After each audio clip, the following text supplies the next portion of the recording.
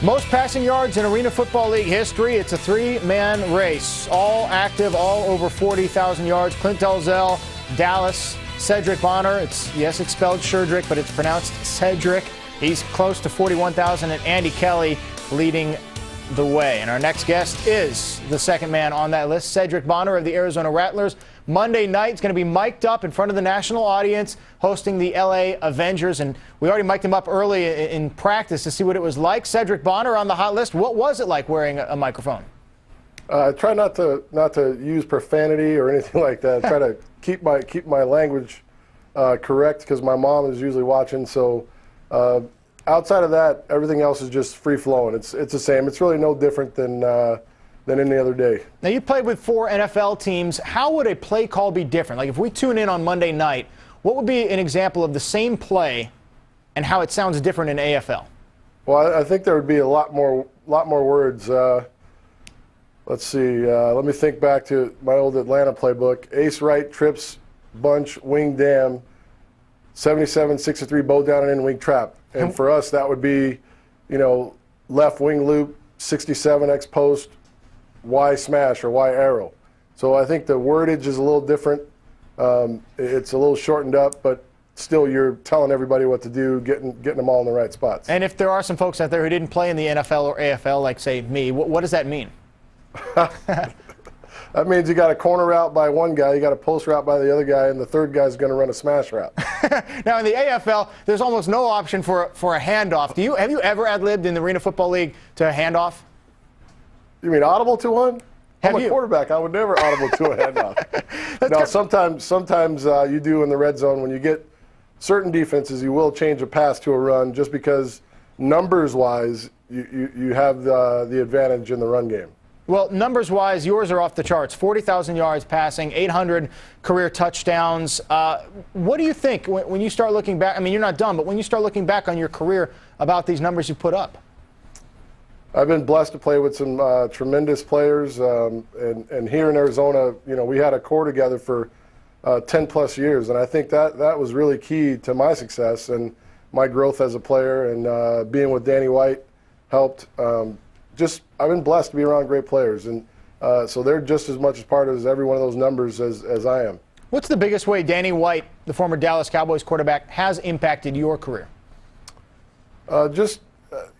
Actually, even off the field. I mean, just on, how to be a man, how to be a leader, and on the field, just maintaining and managing a game. I mean, those are the little things, paying attention to little details. Those are the things that he was a stickler on, and, always, following the guidelines, being where you're supposed to be on time. Those are the kind of things that he taught me that I'll never be able to shake. I mean, I still get to meetings 5-10 minutes early.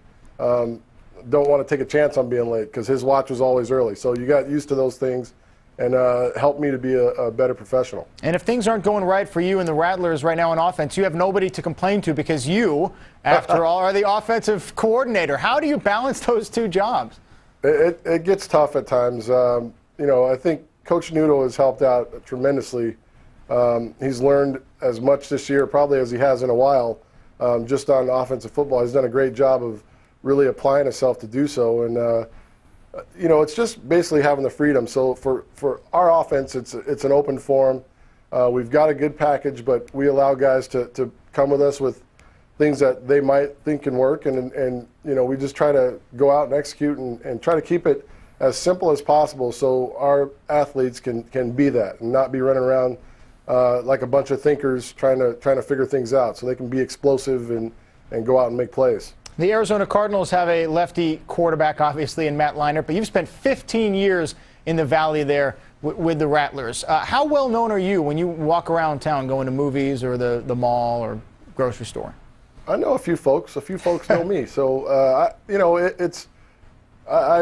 I cherish it. I mean, it's an incredible honor to play in front of these fans. I mean, this is one of the most sports-hungry towns you can find, and our fans have been tremendous. So when I'm out and people say hi, I stop and talk. I don't mind it at all. It's a blessing and an honor to be a representative from your team and for your state as well. So when people do recognize me, I love it. It's awesome. How would you compare the league now to the way it was when you broke in the early 90s?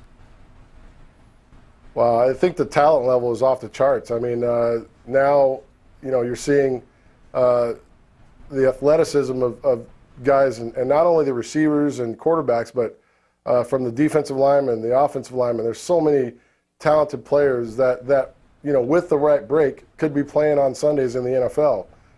I think that's the biggest deal. That and possibly the parity amongst the league. I mean, there's a chance for any team, no matter the record, to beat any other team. And it wasn't like that when I first came in.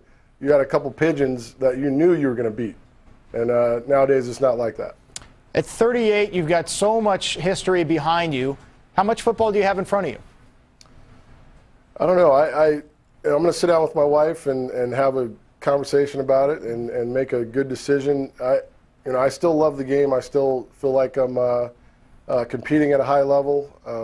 So I'd rather keep playing if that's my choice. I'd rather keep playing than shut it down early and then wish I was still out there. So I'm going to sit down with her and we'll talk about it when I get back to Colorado and just make a decision from there. Well, fans nationwide get a chance to see you, the Rattlers and the Avengers, Monday Night Football, ESPN2.